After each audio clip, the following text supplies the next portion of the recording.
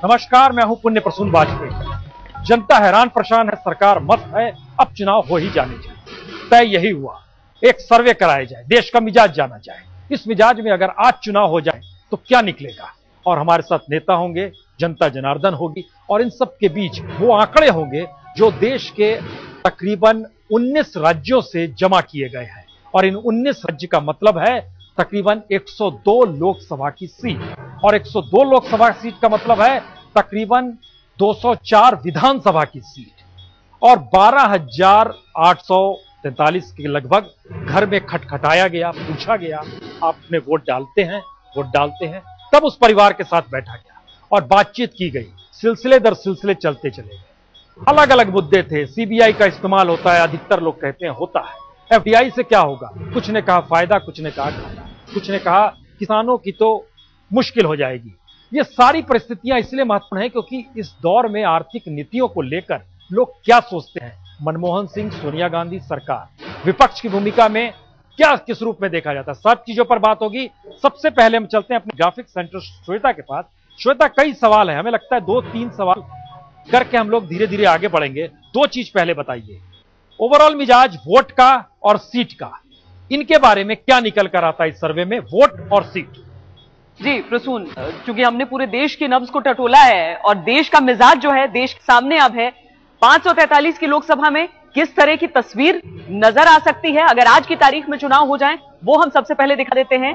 किसको कितना वोट मिल सकता है, किसको कितना फायदा है, कितना नुकसान है। यूपीए, एनडीए और बाकी सारे दलों की अगर हम बात करें, एनडीए को मामूली फायदा अगर हम वोट के लिहाज से देखें तो 1.6%, लेकिन सीट में परिवर्तित होते ही यह फायदा अलग हो जाता है। यूपीए को 7.7% का नुकसान हो सकता है अगर आज की तारीख में चुनाव हुए, और अन्य को यह फायदा जो नजर आ रहा है वो 44.7% की शक्ल में जो मुकम्मल आंकड़ा है वो नजर आ रहा है। अब पूरे लोकसभा की अगर हम तस्वीर देखें और उसमें देखें किसको कितनी सीट मिल सकते हैं, पिछली बार से कितना फायदा हो सकता है, तो वो ये हमारे सामने है। 198 से 208 के बीच सीटें मिल सकती हैं एनडीए गठबंधन को, जो कि 44 ज्यादा है पिछली बार की तुलना में। यूपीए को नुकसान 102 का नजर आ रहा है, 152 से 162 के बीच में सिमट सकते हैं वो, और अन्य जो हैं वो 178 से 188 के बीच, जहां पर हमें इजाफा नजर आ रहा है 58 सीटों का। यानी कि निर्णायक कितने वो हो सकते हैं, क्या वो तीसरा मोर्चा बन सकता है या नहीं, या फिर किसी की पार्टी बिगाड़े या फिर किसी की पार्टी बना दे। जी, हमें लगता है कि जनता की रुचि नेताओं में भी होती है। तो जरा बताइए कि प्रधानमंत्री की दौड़ में हर पार्टी में कौन है, और अगर उन सबको मिला दिया जाए तो कौन निकलेगा। हमें लगता है ये हिस्सा भी आ ही जाए तो अच्छा रहेगा। जी हाँ प्रसून, और बीजेपी पता नहीं नरेंद्र मोदी को प्रोजेक्ट करेगी कि नहीं प्रधानमंत्री के तौर पर, उनके पार्टी के भीतर ही ये सारे सवाल अभी उठ रहे हैं। तो इसीलिए हमने भी ये पूछ लिया कि अगर नरेंद्र मोदी न है, नरेंद्र मोदी के अलावा कौन हो सकता है। तो देखिए, लाल कृष्ण आडवाणी सबसे आगे हैं, 23% लोग ऐसा सोचते हैं कि वो प्रधानमंत्री बन सकते हैं अगर नरेंद्र मोदी का विकल्प उनके सामने न हो। सुषमा स्वराज को 21% और नितिन गडकरी को 7% लोग मानते हैं कि वो प्रधानमंत्री बन सकते हैं। हालांकि हमने जैसा कि आपको बताया था, ये तब का सर्वे है जब नितिन गडकरी अध्यक्ष थे और ऐसा लग रहा था कि दूसरा कार्यकाल भी निभाएंगे, लेकिन अचानक जो उलटफेर हुआ था और राजनाथ सिंह सामने आ गए थे, पता नहीं ये 7% लोग ऐसा मानेंगे कि नहीं मानेंगे कि नितिन गडकरी अभी भी इस दौड़ में शामिल हैं या नहीं। कांग्रेस की अगर हम बात करें, राहुल गांधी, सोनिया गांधी, इनके नामों को आप हटा दीजिए। अगर ये दो विकल्प के तौर पर नहीं है लोगों के सामने, तो देखिए इन लोगों को मान रहे हैं लोग। 17% लोग सोच रहे हैं कि पी चिदम्बरम हो सकते हैं प्रधानमंत्री, 12% शीला, 9% गृह मंत्री सुशील कुमार शिंदे के पक्ष में कह रहे हैं। मनमोहन सिंह का नाम यहां पर नजर नहीं आ रहा है। हमने सिर्फ राहुल गांधी और सोनिया गांधी को अलग किया था, लेकिन मनमोहन सिंह लोगों की पहली पसंद नहीं है अगर प्रधानमंत्री चुनना हो सोनिया और राहुल के अलावा। और ये एक तरह से हम कह सकते हैं वेकअप कॉल हो सकता है कांग्रेस के लिए, अगर वो सोचना चाहें, अगर वो सर्वे को सीधे से नकार दें जिस तरीके से बाकी सारे नेता कर रहे हैं तो अलग बात है। लेकिन इन दो गठबंधन के अलावा अगर न यूपीए हो न एनडीए हो, तीसरे मोर्चे की अगर सरकार हो, तो वहां पर कौन प्रधानमंत्री बने। देखिए, सबसे आगे जो लाइन में कतार में खड़ी हैं वो है मायावती। उनके ठीक पीछे जो मुलायम सिंह यादव है उनको पसंद नहीं आएगा। खैर, पीठ है इस तस्वीर में, इसीलिए चेहरे पर दोनों की मुस्कान है, लेकिन 15% लोग मुलायम सिंह यादव को सोच रहे हैं। जयललिता उनके ठीक पीछे हैं, 10% लोग उन्हें भी मान सकते हैं प्रधानमंत्री के तौर पर अगर तीसरे मोर्चे की सरकार बने, और नवीन पटनायक चौथे नंबर पर 7% के साथ। हमने जब ये पूछा कि सारे नेताओं को एक साथ कर दिया जाए, मोर्चा छोड़ दीजिए, गठबंधन छोड़ दीजिए, सारे नेताओं, कौन हो आपका आपकी पहली पसंद प्रधानमंत्री के तौर पर? नरेंद्र मोदी सबसे आगे हैं, 36% लोग ऐसा मानते हैं कि नरेंद्र मोदी ही देश के प्रधानमंत्री हो सकते हैं। 22% राहुल गांधी को मान रहे हैं। हम याद दिला दें आपको, राहुल गांधी उस वक्त तक उन्हें कांग्रेस के भीतर वो जिम्मेदारी नहीं सौंपी गई थी जो आज की तारीख में सौंपी गई है। आडवाणी को 6% लोग ऐसा मान रहे हैं कि वो प्रधानमंत्री हो सकते हैं। ये क्रमवार हम आपको दिखा रहे हैं। और इसके पीछे देखिए, सुषमा स्वराज हैं जो 5% लोग ऐसा, और उतने ही लोग सोच रहे हैं कि सोनिया गांधी भी प्रधानमंत्री हो सकती हैं देश की। किसी मोर्चे, किसी गठबंधन की बात नहीं है, सिर्फ प्रधानमंत्री कैंडिडेट के तौर पर हम दिखा रहे हैं। और मनमोहन सिंह यहां पर 6ठे नंबर पर आ रहे हैं। 4% लोग ऐसा सोचते हैं कि प्रधानमंत्री मनमोहन सिंह भी बन सकते हैं। उसके पीछे का की भी तस्वीर देख लीजिए, मायावती यहां पर आ जाती हैं 7वें नंबर पर 3% के साथ। नीतीश कुमार जो अड़ंगा लगा रहे हैं कि नरेंद्र मोदी ना बन जाएं, वो यहां पर 8वें नंबर पर पहुंच गए हैं। और सबसे आखिर में आपको तस्वीर दिख रही है मुलायम सिंह यादव की, जिन्हें 2% लोग चाह रहे हैं कि वो प्रधानमंत्री बन सकते हैं। अब हमने पूछा कि अगर ये सीधी टक्कर हो, बाकी कोई हो ही नहीं, राहुल गांधी हो और नरेंद्र मोदी हो, तब आपकी पसंद कौन हो? तो देखिए 57% लोग ऐसा मान रहे हैं कि नरेंद्र मोदी को बनना चाहिए भारत का प्रधानमंत्री, अगर सिर्फ राहुल गांधी उनके सामने हो और कोई विकल्प नहीं हो, कोई तीसरा नाम ही ना हो। राहुल गांधी को 41% लोग कह रहे हैं कि नरेंद्र मोदी के मुकाबले में वो प्रधानमंत्री बने। प्रसूल जी, हमारे साथ चंद नेता भी जुड़ चुके हैं। कांग्रेस के नेता सचिन पायलट जो कि मंत्री भी है, वो हमारे साथ हैं। रविशंकर प्रसाद बीजेपी के राष्ट्रीय प्रवक्ता, वो भी हमारे साथ है। और मोहम्मद सलीम साहब सीपीएम के नेता, वह भी हमारे साथ हैं। सचिन पायलट जी, पहला सवाल आपसे इसलिए क्योंकि तुरंत ये सर्वे जो हुआ था उस समय राहुल गांधी उपाध्यक्ष पद पे नहीं आए थे, लेकिन बावजूद इसके जो परिस्थिति है उसमें अच्छी तस्वीर तो नहीं कही है, बल्कि 3 कैटेगरी हमने बना दी और तीसरे नंबर पर यूपीए है। और कांग्रेस को बहुत ज्यादा नुकसान इसमें नजर आ रहा है और तस्वीर अच्छी भी नहीं निकल रही है, क्योंकि प्रधानमंत्री पद के दावेदारों में भी राहुल गांधी नंबर 2 पे जरूर है, लेकिन सबसे आगे नरेंद्र मोदी है। सचिन पायलट जी, क्या तस्वीर निकलती है, ये आप किस रूप में इसको देखा जा सकता है? 19 राज्यों की स्थिति जी। देखिए, आपने सर्वे किया, उसके परिणाम आपके सामने, मेरे सामने है। लेकिन स्वाभाविक होगा किसी के लिए जिसके पक्ष में सर्वे ना हो, ये कह देना कि ये सब 19 राज्य नहीं 30 राज्य हैं, 12,000 लोग 100 करोड़ की आबादी को रिफ्लेक्ट नहीं करते हैं, और नाना प्रकार की बातें बोल सकते हैं। लेकिन मैं कहना चाहता हूं कि देश के आगे बड़े गंभीर चुनौतियां हैं और हम पिछले 8.5 साल से सत्ता में हैं, ये एक हकीकत है। आज हमें जरूरत इस बात की है कि चाहे मुद्दा महंगाई का हो, चाहे जो एक परसेप्शन क्रिएट हुआ है पॉलिटिकल क्लास के अगेंस्ट, उन सबको हमें ठीक करने की जरूरत है। लेकिन मैं इतना जरूर बताना चाहता हूं कि आपने जिन आंकड़ों के आधार पर ये बड़ी बड़ी घोषणाएं करी हैं, प्रजातंत्र अलग तरीके से चलती है। पार्लियामेंट में आज 40 पार्टीज हैं और 2 लार्ज कोलिशंस हैं। अभी 1.5 साल के बाद जब मतपेटी से मत की गिनती होगी, उसमें कितना एक्यूरेट ये रहेगा, ये देखने की बात है। लेकिन मैं इस बात को स्वीकार करता हूं कि हम सब लोगों को अपना जो अगला 1.5 साल का जो कार्यकाल है उसमें और गहन मेहनत के साथ लोगों की एक्सपेक्टेशंस को मीट करना होगा। जहां तक आपने बात की मोदी साहब की और राहुल गांधी जी की, मुझे नहीं मालूम कि भाजपा ने, एनडीए ने अभी अपना कोई पीएम कैंडिडेट डिक्लेयर किया है। और हिंदुस्तान में कोई प्रेसिडेंशियल फॉर्म ऑफ इलेक्शन नहीं होता, यहाँ पर पार्टी को लोग चुनते हैं, फिर पार्टी अपना एक नेतृत्व तय कर वहां पर प्राइम मिनिस्टर हमारे बनते हैं। और ये जो अक्सर बात कही जाती है प्रसून जी की राहुल गांधी जी के नेतृत्व के बाद अब भविष्य में क्या होगा, तो 2014 में ये निश्चित रूप में मैं कह सकता हूं कि कांग्रेस पार्टी को और हम सभी गठबंधन के सहयोगियों को बड़ा फायदा होगा राहुल जी के 2014 के चुनाव में एक लीड करने में, एक कैंपेन करने में हम लोगों को दुगनी ऊर्जा मिलेगी, ये हकीकत है जी। रविशंकर जी, तस्वीर एक निकल कर आ रही है बीजेपी के भीतर से, स्थिति अच्छी जरूर है, लेकिन आपको एक चेहरे की तलाश है। और लोगों से जब चेहरों को लेकर जिक्र होता है तो नरेंद्र मोदी पर उंगली हर की टिकती ही है, और वो कई गुना ज्यादा है जो मौजूदा नेता है। ये फैसला लेने में देर क्यों? अगर जनता का ये मिजाज है और जनता एनडीए को सबसे आगे रख रही है, फिर देर क्यों है इस चीज में? आपका सर्वे क्या बता रहा है? ये देश का मिजाज बता रहा है। और देश का मिजाज ये है कि आज वो लगभग 9 साल के कांग्रेस के नेतृत्व वाले यूपीए सरकार से निराश है, दुखित है, बदलाव की चाहत है, बदलाव की व्यग्र आकांक्षा है, और उसकी आहट आपके इस सर्वे में दिखाई पड़ रही है। और उसका मतलब यह हुआ कि कांग्रेस अब एक बैंकेबल चेक नहीं है और बीजेपी की अगुवाई में एनडीए एक बैंकेबल चेक है। अगर आप 1 साल पहले के अपने सर्वे को देखें तो उस समय आप हमें थोड़ा ही आगे बता रहे थे कांग्रेस से, या उसके पहले तो कांग्रेस हमसे आगे रहा करती थी। आज हम 198 208 में हैं, वो 156 से 162 में हैं। तो ये बड़ा अंतर है, -7% स्विंग का। तो ये एक बात स्पष्ट है, और ये आने वाले समय में ये धीमा नहीं होने वाला है। और पायलट साहब मुझे माफ करें, इनके लिए बस 1 साल बचा है, और देश की जनता ये जरूर सवाल करेगी कि अगर 9 साल में नहीं कुछ कर पाए तो अब ऐसा क्या तीर मार लेंगे। इसलिए स्थिति अब और बदलने ही वाली है। कोई और बड़ा धमाका, कोई स्कैंडल और कोई शेम या कोई भ्रष्टाचार नहीं हो जाएगा, इसकी हमें उम्मीद भी नहीं। नहीं रविशंकर जी, रविशंकर जी नहीं हुई तो अब नहीं हुई। हाँ, मैं अपनी बात आ रहा हूं, आपने सही कहा।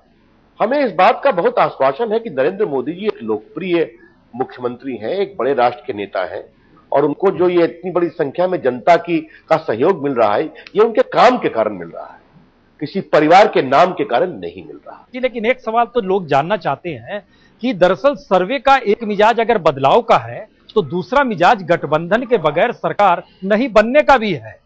क्या नितिन गडकरी का नाम आते ही एनडीए के बीच हड़कंप मचती है? हम पटना गए तो जनता दल यूनाइटेड के नेता बिल्कुल चुप हो गए, बोले फैसला होने दीजिए।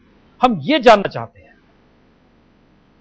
देखिए, पहली बात, आज आपने देखा होगा हमारे नए राष्ट्रीय अध्यक्ष राजनाथ जी ने इस बातों को स्पष्ट किया है। आप लोगों ने बहुत सवाल उनसे पूछा है, आपके चैनल ने भी पूछा है।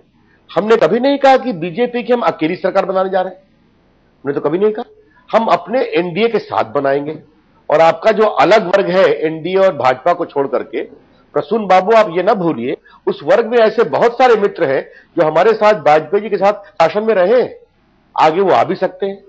अब जब हमारे प्रधानमंत्री के उम्मीदवार का नाम तय करेंगे, हम अपने अंदर चर्चा करेंगे, पार्लियामेंट्री बोर्ड चर्चा करेगा जी। राजनाथ जी ने साफ साफ कहा है, अपने हम बाकी पार्टियों से भी पूछेंगे, तो हम सब साथ हैं, चिंता मत करिए। नहीं और इस निराशा के भी माहौल में हम लगातार माहौल में कि हम लगातार स्क्रीन पर हमेशा कहेंगे जी कि अगर अटल बिहारी वाजपेयी की सरकार महंगाई रोक सकती है तो मनमोहन सिंह क्यों नहीं रोक सकते? सलीम साहब, जो तस्वीर निकल कर आ रही है उसमें ममता का कद तो बढ़ेगा, लेकिन लेफ्ट जो है वो मजबूत उस रूप में नजर नहीं आ रहा है जो इससे पहले के चुनाव में, अगर हम लोग याद करें, जो था, और सीपीएम खुद थी।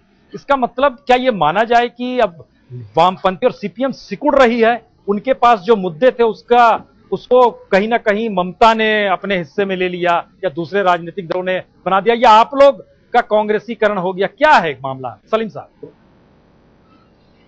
इतना सरल नहीं है, बहुत जटिल अंक है।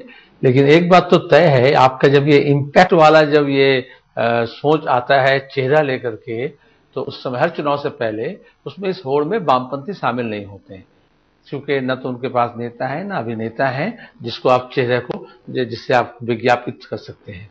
इसलिए अभी आप जब नीति की बात अगर करते हैं तो वहां वामपंथी कुछ आ सकते हैं। जहां तक ममता जी का सवाल है, उनका कद अगर बढ़ता जा रहा है तो अच्छी बात है। आप इम्पैक्ट कब किए, ये आप सर्वे किए, जनता के मिजाज का पता नहीं है। और उनका जैसे गुजरात के मुख्यमंत्री का इमेज जिस तरह से बनाया गया अच्छे खासा विज्ञापित करके, इसी तरह से ममता जी को भी एक विज्ञापित और प्रायोजित कार्यक्रम से किया गया। तो हम समझते हैं उस हॉल में जैसा हम नहीं है, इस तरह हम वामपंथी हम नीतियों पर आते हैं। सलीम साहब, जिन नीतियों का जिक्र आप कर रहे हैं, नीतियों को भी सर्वे में पूछा गया था, लेकिन इससे पहले हम उस पर आए। सचिन पायलट साहब, हम आपसे एक चीज जानना चाहेंगे। दरअसल ये बात तो उभरी है इसमें कि जनता बदलाव चाहती है, लेकिन हमारा सवाल आपसे ये है कि एक भाव एक और उभरा है, क्योंकि जनता हमारे साथ है, हम उनसे लगातार सवाल कर रहे हैं। वो हैरान परेशान भी है, महंगाई से देखिए बहुत परेशानी है, भ्रष्टाचार को लेकर परेशानी है, गवर्नेंस को लेकर सवाल में उनके जहन में कई सवाल हैं। उनको लगता है उनको पूछा नहीं जा रहा है कैसी नीतियां बन रही हैं। आप कहेंगे नहीं समृद्धि आई है, उस पर भी हमने पूछा तो 23% लोगों ने कहा हां समृद्धि आई है, 22% ने कहा बदतर है, 55% ने कहा जस की तस स्थिति। हमारा सवाल आपसे ऐसे है कि क्या कांग्रेस ये सोच रही है कि बीजेपी आपस में उलझी हुई है इसलिए कांग्रेस के पक्ष में जनता हो जाएगी, या आप ये सोच रहे हैं कि जनता का भरोसा सारी चीजों से उठता जा रहा है? सचिन पायलट साहब। नहीं प्रसून जी, बिल्कुल नहीं। देखिए, पहली बात तो यह है कि हम विपक्ष क्या कर रहा है नहीं कर रहा, उसमें प्रधानमंत्री की होड़ में कौन कौन नेता हैं नहीं है, बीजेपी का क्या मन है, उससे हमारी सरकार को, पार्टी को कोई खास मतलब नहीं है। लेकिन मजे की बात यह है प्रसून जी कि हम सरकार में सालों से हैं। सरकार में रहने के बाद वैचारिक मतभेद हो सकते हैं क्योंकि पॉलिसी मेकिंग इन्वॉल्व होती है। तो हमारी एक पार्टनर थी ममता बनर्जी जी, जो आज यूपीए के बाहर चली गई हैं। लेकिन एनडीए का जो गठबंधन है वो विपक्ष में रहते हुए भी अपने लगातार साथियों को खोता चला जा रहा है। अब नवीन पटनायक जी उस गठबंधन में नहीं है।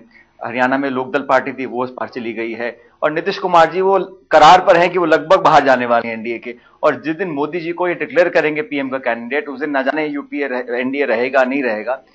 हमारे बड़े सहयोगी और साथी हैं रविशंकर प्रसाद जी बता रहे थे 1 साल में हम लोग क्या कर लेंगे नहीं कर लेंगे। देखिए चुनाव लगातार आते हैं, हिमाचल में चुनाव हुआ, उत्तरांचल में हुआ, वहां लोगों ने कांग्रेस की सरकार बनाई, कर्नाटक में चुनाव होने वाला है, वहां पर हम सत्ता में आएंगे।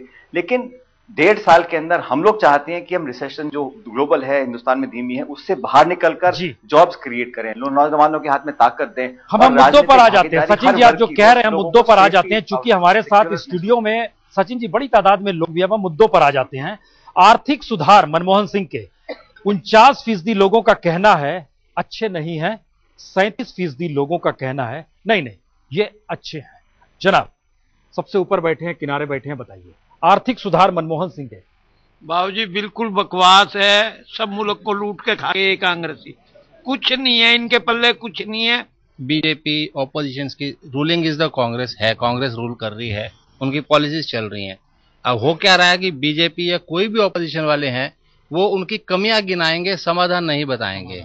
हम यही पूछना चाहते हैं उससे, ये बताए कि हम महंगाई कैसे कम करेंगे, विपक्ष ये बताए, क्योंकि कहते सब हैं जब जीत जाते हैं। हम डायरेक्ट इंटरकेशन करते हैं। देखिए रविशंकर जी, विरोध कर रहे हैं आप कांग्रेस का, जनता कह रही है, आप बताते नहीं है रास्ता क्या है, आर्थिक नीतियां कौन सी नई होनी चाहिए, वो कौन से विकल्प होने चाहिए जिसके जरिए जनता जो हैरान परेशान है उससे उसको रास्ता निकले, उसका जीवन कहीं सरल हो, सुलभ हो, शांति से रह सके। बोल रहे आप खाली विरोध कर रहे हैं। रविशंकर जी,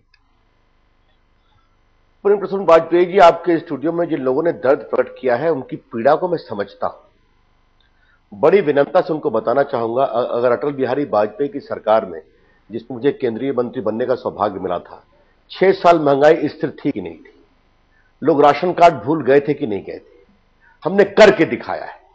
अभी सचिन पायलट ने की विकास दर के कम होने की बात की, ये 9% की बात करते थे, 5.3% हो गया है भारत की विकास दर। इसी समय में बिहार की विकास दर 11%, गुजरात की 11.5%, छत्तीसगढ़ की 11% और 10.8% मध्य प्रदेश की क्यों है? जब देश के कृषि के विकास दर 3.8% है तो शिवराज सिंह चौहान ने 18.5% कैसे किया है? अंतर एक है, गुड गवर्नेंस, सुशासन, डिलीवरी। अगर वही छत्तीसगढ़ में जो पीडीएस सिस्टम काम कर रहा है अच्छे प्रकार से कि 2 रुपए किलो का चावल सबको मिलता है, तो मुख्यमंत्री उस बात की चिंता कर। देश के मिजाज में जो मुद्दे मायने रखते हैं उन मुद्दों को हाशिए पर ढकेल कर क्या कोई राजनीतिक दल सत्ता तक पहुंच सकता है? क्या पहली बार अपने तौर पे यह माना जाए कि कोई राजनीतिक दल विरोध करे और उसके बाद सत्ता मिल जाए? क्या सत्ताधारी दल यह सोचने लगे कि 5 साल के लिए वह चुना गया है तो फिर इस 5 साल के दौर में उसकी हर नीति जनता को अनुकूल ही लगेगी, यानी जन विरोधी नहीं होगी? और वैसे राजनीतिक दल जो एक दौर में विचारधारा और मुद्दों की बात करते थे, इस दौर में अगर हाशिए पर हैं तो क्या इस दौर के लोकतांत्रिक मिजाज बदल चुका है, जीने के तरीके बदल चुके हैं, या फिर सब कुछ इसी मिजाज से चलता है? हमारे साथ 3 नेता चूंकि लगातार बने हुए हैं, सचिन पायलट साहब हैं, रविशंकर प्रसाद हैं और मोहम्मद सलीम साहब हैं। हम इनके पास जाएं, लेकिन जनता हमारी लगातार कह रही है, हम भी कुछ सवाल सीधे करना चाहते हैं, उनके पास सीधे सवाल करें। हम उससे पहले हम नेताओं को बता दें कि मनमोहन सिंह के आर्थिक सुधार को लेकर नहीं शब्द 49% ने कहा, हां शब्द 37% ने कहा। कैश ट्रांसफर जिसको माना जा रहा है ये सत्ता में दोबारा लौटाने या रहने देने की चाबी होगी, 44% कहते हैं जी कैश ट्रांसफर सही नहीं है, 39% कहते हैं जी नहीं ये बिल्कुल सही है। एफडीआई के विरोध में कौन कौन सड़क पे नहीं, लेकिन 40% एफडीआई को लेकर कहते हैं गलत, बिल्कुल नहीं, ठीक नहीं। और 27% लोगों की राय अपने तौर पर है जी ये ठीक है। कुछ सवाल अब सीधे सीधे चलेंगे। क्या सवाल है आपके, चूंकि अब मंत्री भी है हमारे साथ, सचिन पायलट। देखिए, मैं ये पूछना चाहती हूँ कि एफडीआई के मुद्दे को लेकर के हमारी सरकार ने नीतियां बनाई हैं जो आप कहते हैं कि जन विरोधी नहीं है, लेकिन जब एफडीआई की बात होती है तो एफडीआई और भी देशों में लागू हुई है। जहाँ एफडीआई चाइना में लागू हुई है, चाइना ने उसको अपने हिसाब से लागू करवाया है। भारत देश उसको उनके हिसाब से लागू कर रहा है। और भी देश है जहाँ पे इतने फार्मर्स हैं जिन्होंने सुसाइड अटेम्प्ट किया है सिर्फ इस एफडीआई और वॉलमार्ट की वजह से। क्या आपको नहीं लगता कि ये जन विरोधी है? सचिन पायलट जी जवाब दीजिए। जी, मैं इनको बताना चाहता हूँ हमारी महिला मित्र को कि ये जो एफडीआई का इशू है, इसमें आप समझिए कि देश में जो आज हम उत्पादन करते हैं खाद्य पदार्थों का, फल फूल सब्जी, 40% वो बेकार हो जाता है, क्योंकि हमारे पास वो सिस्टम नहीं है जो back chain, cold chain supply management हमारा होना चाहिए, स्टोरेज का, सप्लाइंग का। और हम तो ये कहते हैं कि अगर कंपटीशन बढ़ेगा बाजार में, तो वो किसान जो आज अपना आलू और टमाटर 5 रुपए किलो बेचता है बिचौलियों को, जमाखोरों को, और बाजार में आप और हम खरीदते हैं 50 रुपए किलो, वो बिचौलियों की दुकान बंद होगी, क्योंकि वो ओपन मार्केट पे अपना सामान बेच सकता है। और हमने कहा कि $100 मिलियन से कम अगर निवेश होगा हम उसको स्वीकार नहीं करेंगे। तो हमने बड़ा कन्फाइन करके अपने लोगों के, किसान के, काश्तकार के हितों को रखकर हमने इस पॉलिसी को बनाया है आम जन की बेहतरी के लिए। परिणाम देखिए, परिणाम जब आपको दिखेंगे उसके बाद ही आम आदमी को एहसास होगा कि इस पॉलिसी से हमको क्या बेनिफिट हो रहा है। और मेरा ये मानना है कि आने वाले चंद महीनों में, साल, 1.5 साल, 2 साल में आप इसके जो पॉजिटिव इंपैक्ट है बाजार में, खेत पे, किसान पे, उपभोक्ताओं पे, उसको सबको देखने को मिलेगा। मोहम्मद सलीम साहब, बड़ा लंबा विराम आते हैं, जनता को जोड़ रहे हैं साथ में। मोहम्मद सलीम साहब भी बैठे इंतजार कर। मोहम्मद सलीम साहब, हम जनता की मानसिकता और उसकी नब्ज को पकड़िए। पेट खाली है, आप एक ऐसी व्यवस्था लाना चाहते हैं जिसमें लोग को लगता है अरे हमारे पेट से ज्यादा जिसका पेट भरा हुआ है उसकी जेबी भरने के लिए हो रही है। ये एक सोच है लोगों की, इसीलिए शायद सीपीएम बाहर हो गई। बताइए। उसके कई कारण थे, हम चुनाव के परिणाम के बाद उसका आकलन भी किए हैं, वो तो हम यहाँ पे मुद्दे की बात नहीं है। लेकिन मैं सचिन जी को सुन रहा था, पिछले 20 साल से हमारे देश में उदारीकरण के नाम में जो जनता के साथ जुड़े हुए मुद्दे थे उसे पीछे ढकेल दिया गया है। और जो मल्टीनेशनल कंपनी है, देसी या विदेशी, हमारे देश में जो उभरे हुए नए रिच है, उनकी सवालों को सामने ले आया गया। और हम वामपंथी जो हैं वो थोड़ा पिछड़ गए। इसलिए पिछड़े कि जो बेरोजगारी का सवाल है, महंगाई का सवाल है, गरीबी का सवाल है, उसको ढकेल करके ये कहा गया सब अमीर बन जाएंगे। विपक्ष के तौर पर बीजेपी मौजूद है, वो भी सड़क पे उतरी थी। रविशंकर जी हमारे साथ मौजूद है। रविशंकर जी से भी बड़े सीधे सवाल कुछ लोग करना चाहते हैं।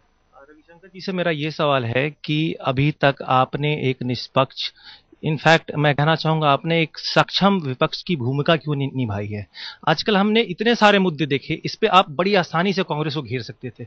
दामनी रेप केस से लेकर के पता नहीं कितने घोटाले हुए, हर बार हमने देखा। इनफैक्ट गडकरी साहब जब तक आपके चीफ थे, कभी हमने उनकी आवाज नहीं सुनी नेशनल टेलीविजन पे। हमने कितनी बार पॉलिटिकल फोरम्स पे भी आवाज उठाई अपनी, मगर आज तक हमने उनको कभी नहीं देखा। वो कब आए कब गए किसी को पता नहीं चला। तो आखिर ऐसा क्यों है कि इतने समय में कभी भी बीजेपी ने एक सक्षम विपक्ष की भूमिका क्यों नहीं निभाई?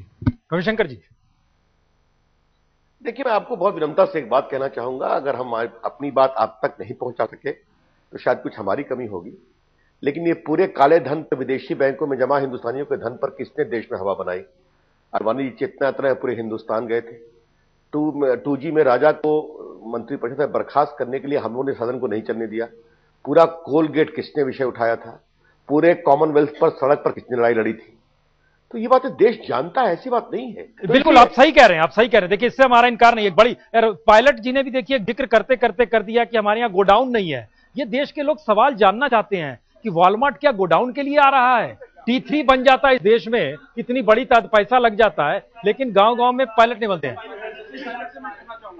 जी, सचिन पायलट से मैं करना चाहूंगा। जी, सचिन पायलट जी से मैं पूछना चाहूंगा कि वो बार बार, ये जितने भी कांग्रेस के नेता हैं, वो सभी ये बार बार व्यापारियों को बिचौलिए शब्द का इस्तेमाल कर देते हैं। और ये नहीं समझते कि आजादपुर जैसी मंडी जो एशिया की बिगेस्ट मंडी है, वो मंडी में अगर किसान बाल बेच रहे हैं आज और 10 व्यापारी उसमें इन्वॉल्व है, या कोई भी चीज बदल रही है, तो मैन्युफैक्चरर से अगर हम 10 व्यापारी तक रिटेल में जा रहा है माल, एक कस्टमर को 10 के बाद मिलता है, तो 10 जगह वैट दे रहे हैं। अगर वैट के बाद भी व्यापारी को परेशान किया जाता है और व्यापारियों के लिए दमन के लिए बंद किया जाता है कि वॉलमार्ट को बुला करके व्यापारियों को बंद कर दिया जाए, तो मैं ये समझता हूं कि अपने यहाँ की आजादपुर मंडी जैसी मंडियां बंद हो जाएंगी। बिल्कुल बिल्कुल यकीनन। ये मेरा सचिन पायलट से सवाल है, सचिन जी 60 साल से आप देश चला रहे हैं, तो आज तक गोडाउन क्यों नहीं बना? आज आप कह रहे हैं कि हमारे पास गोडाउन की कमी है, हमारे पास उसकी कमी है, हमारे पास इसकी कमी। देश ये समझने वाला नहीं है, देश जागरूक हो गया। देश जागरूक हो गया। फटाफट बोलिए, हमको भी ब्रेक मिलेगी। सचिन पायलट जी से और रविशंकर जी दोनों से मेरा सवाल है कि महंगाई जिस कदर बढ़ रही है, राहुल जी आए या नरेंद्र मोदी आए, ऐसा कौन सा करिश्मा दिखाने वाले हो कि महंगाई देश में कम हो जाए? करिश्मा क्या? देखिए, मैं छोटा व्यापारी हूं और मैं देखता हूं कि मैं टैक्स भी दे रहा हूं, सब कुछ दे रहा हूं, फिर मुझे बिचौलिया बोल दिया जाता है, तो मैं कैसे काम करूंगा? देश के मिजाज में कई ऐसे मुद्दे हैं जो सरकार सोचती है कि नहीं, ये बेहतर मुद्दे हैं, जनता कहती है जी नहीं, ये हमें डरा रही है, खौफनाक स्थिति पैदा कर रही है, हम इसके बाद जाएंगे कहां? हमने दर्शकों से एक सवाल किया था कि इंडिया टुडे का मिजाज में सबसे बेहतर प्राइम मिनिस्टर कौन है, तो 27% जो सबसे ज्यादा उन्होंने अटल बिहारी वाजपेयी को माना था और इंदिरा गांधी को 26% लोगों ने मांगा था। जवाहरलाल नेहरू का नंबर उसके बाद था 13% और राजीव गांधी थे 11%। एक आखिरी सवाल सचिन पायलट जी से, अब आपसे सवाल है, इतने विरोध के बीच सरकार में आप हैं, खुद आप मंत्री हैं, कोई भरोसा आज दे पाएंगे लोगों के अंदर जो आहत हैं, जो घाव हैं, जो मुश्किलात हैं, कोई भरोसा? जो सरकार में हम लोग हैं, सबसे ज्यादा नैतिक जिम्मेदारी मेरी और हमारी बनती है, क्योंकि हम सत्ता में पिछले 8.5 साल से हैं। जो कुछ इस देश में हुआ, आज हर घर घर में मोबाइल है, लोग यात्रा करते हैं, कंपटीशन है, लोगों के जीवन स्तर में थोड़ी बढ़ोतरी हुई है। सर्वे तो एक लोकतांत्रिक मिजाज को जीने का तरीका था। रविशंकर जी, मोहम्मद सलीम साहब और सचिन पायलट जी, बहुत बहुत शुक्रिया। आप लगातार हमारे साथ जुड़े रहिए, बताते हुए कि मिजाज परिवर्तन की दिशा में जा रहा है, जो सर्वे है, लेकिन उसके बावजूद भी ये त्रिशंकु सरकार की तरफ बढ़ता हुआ कदम है। त्रासदी ही होगी है, फिर वही स्थिति ना आ जाए, किसी के हाथ में चाबी, किसी के हाथ में ताला, जनता को तय करना है